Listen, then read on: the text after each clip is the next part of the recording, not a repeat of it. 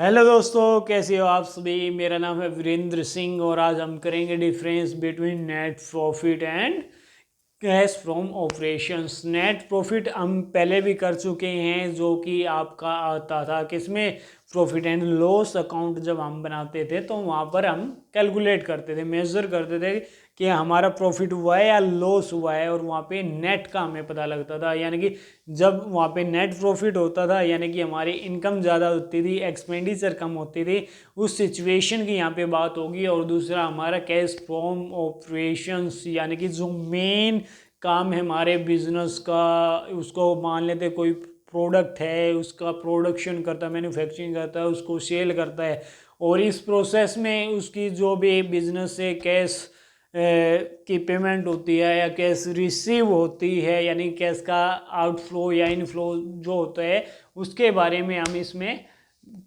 बात करेंगे कि डिफरेंस में क्या रोल है उसका। देखो, फर्स्ट है meaning, it indicates the net result of activities carried out during an accounting year.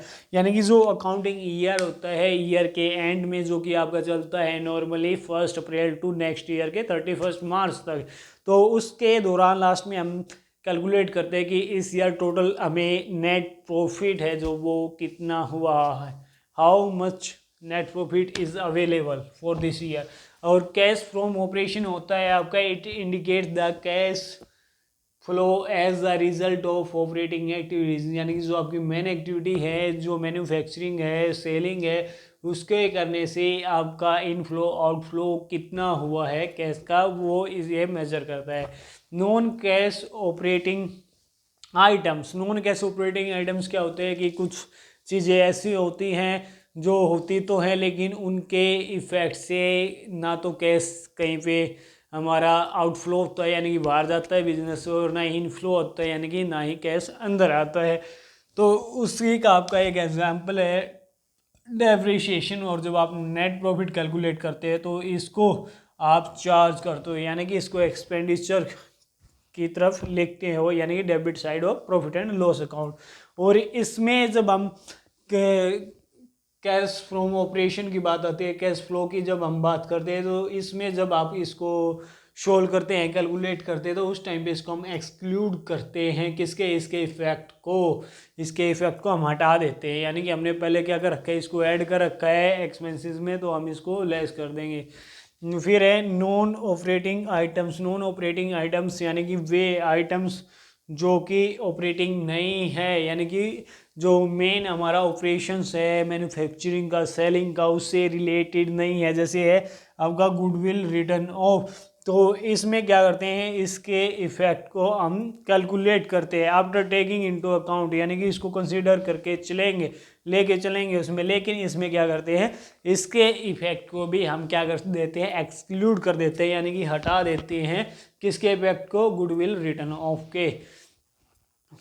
और फिर है basis of calculation, it is calculated on accrual basis. और जो अक्रूरल होता है आपका, इसका मीनिंग होता है कि आप उन सभी ट्रांजैक्शन को कंसीडर कर रहे हैं जो आपने कैश की फॉर्म में की है या फिर एक क्रेडिट में की है। यानी कि फॉर एग्जांपल मान लो आपने सेल की है किसी प्रोडक्ट की, आपने कैश में सेल की है तो भी इसमें कंसीडर करेंगे, और आपने क्रेडिट में सेल की है यानी कि उधार में माल बेचा है तो भी इसमें कंसीडर करेंगे।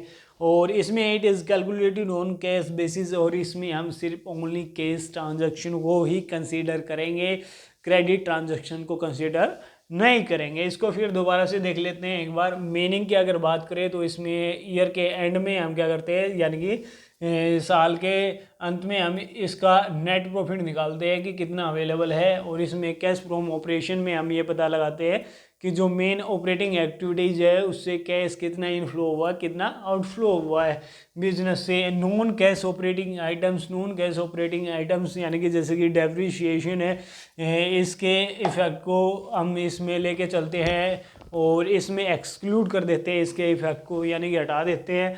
और नॉन ऑपरेटिंग आइटम्स है जैसे कि गुडविल रिटर्न ऑफ है, इसके इफेक्ट को भी हम लेके चलते हैं यानी कि कैलकुलेटेड करते हैं, और इसमें से हम कैलकुलेटिंग करते हैं आफ्टर एक्सक्लूडिंग द इफेक्ट, यानी कि इसके इफेक्ट को हटा देते हैं। फिर basis of calculation, it is calculated on actual basis, यानी कि क्रेडिट ट्रांजैक्शन और कैश ट्रांजैक्शन, यानी कि कैश और नॉन कैश ट्रांजैक्शन दोनों को हम इसमें क्या करते हैं, कंसीडर करते हैं, और इसमें सिर्फ ओनली कैश ट्रांजैक्शन को कंसीडर करते हैं।